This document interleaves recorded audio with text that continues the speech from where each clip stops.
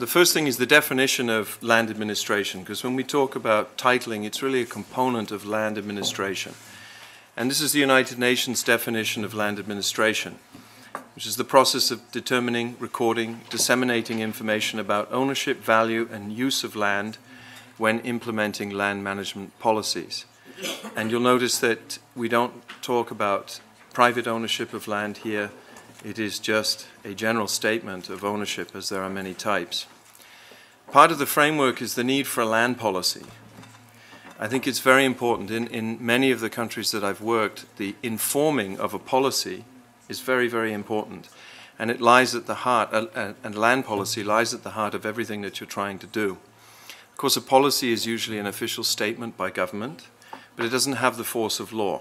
It's soft, if you will. It's meant to guide and inform.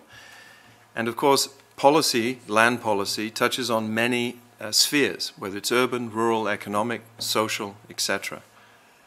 The other component, and there's been much discussion about land legislation, is that land legislation, and you can't think of it even as a national context, because India signs up to many treaties, and so land legislation can, in fact, touch on international treaties, regional agreements that you might have, and so forth.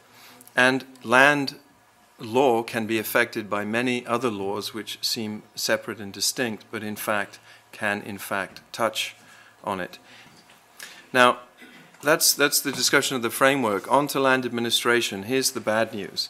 This is a recent study by Transparency International of land worldwide in corruption, and you'll see that the reporting of persons in where they pay bribes in their daily life. Number one is the police, number two is the judiciary, and number three is land. Importance, spatial reference system. Your Survey of India has a spatial reference system. And one of the ways that you can take advantage of technology is to have the spatial reference system modernized. And what I mean by that is the geodetic network that you have in place. Many countries now are moving away from the need to monument or physically identify these geodetic networks. Germany, for example, no longer uses monumentation. It has broadcasting signals, which it provides for GPS receivers to use. This is very important, because if you don't modernize some of the procedures, you'll be stuck monumenting, which was needed and done 100 and 200 years ago, but is extremely questionable now. Principles of land systems in every place are fundamentally the same. How you implement it, how you process it, and some of the laws that require different documents are, of course, different. Advances in computing technology, I think, offer India some real advantages if the network is in place, and that's what I refer to as cloud computing.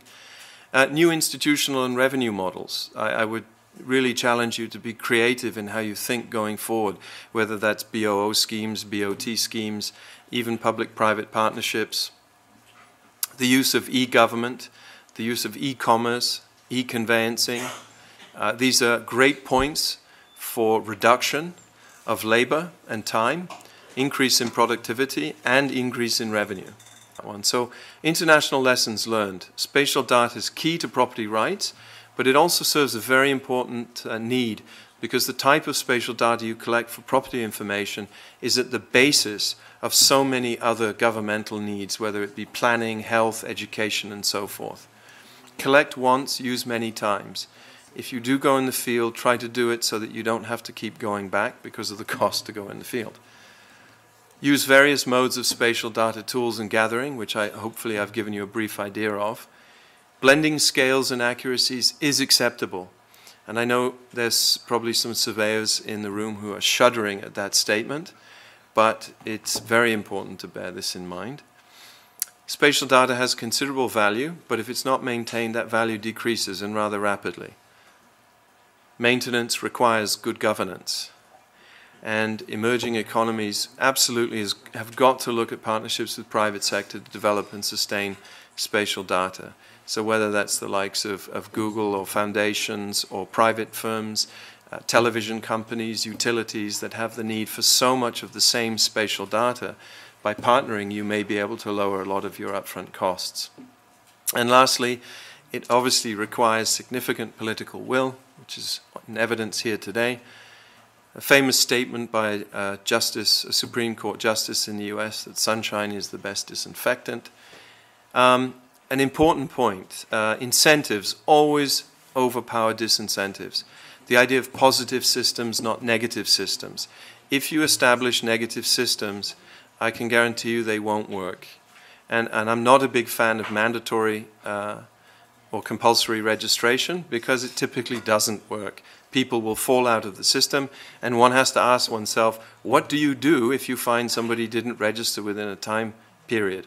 Are you going to put them in jail? Are you going to seize their supposed property? Are you going to fine them? And are you willing and able to enforce that? Is that really the way that you want to focus? I would say focusing on the positive, focusing on incentivizing, getting people to say, I have a benefit and I'm willing to spend some time and money to register. Another quick example from China.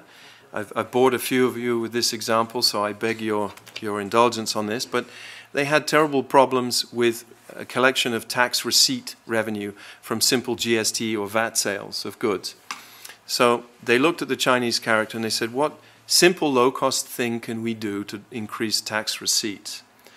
And so they came up with a very simple idea that every receipt that would be given for the purchase of a bottle of water or any other good would actually be also a free lottery ticket. And once that was implemented, their tax receipts soared because the people making the purchase were demanding the receipt. And so they were self-enforcing this process. So it's those types of things. And obviously different states and different cultures may have different triggers. But if you can think of those as well as the formal side of things, they tend to have a very lasting effect. Emphasize the need for legal and procedural reform and the development of human resources. Your system, particularly if you really go down the road of indefeasible title, because remember, a torrent system is an indefeasible title, meaning once it's issued, it cannot be defeated unless there is fraud, and you have to prove the fraud. So please bear that in mind. It's an indefeasible title. And in some countries where torrents has been implemented, the indefeasible title has been used by people to get rights to land that they may not own, and then they stand there with an indefeasible title. So the system itself is only as good as the people who are maintaining it and essentially providing the guarantee to the guarantee. And if that's a district office, then understand what that possibly means. Institutional reform, the need for single executive agencies, the need to keep the revenue that's generated for the most part. If you set up any authority and it doesn't keep the revenue or a large portion of the revenue that it's generating and it goes to a general fund, again, you're not likely to see much success and much sustainability. The best examples, Jamaica, for example, the National Land Agency in Jamaica keeps 80% of the revenue they generate. 80%. And as a result, they pay significantly higher salaries. They constantly reinvest in data and technology. And they're constantly looking to reduce the time taken to transact with their agency. Integration of information is absolutely essential. Sharing of information and integration.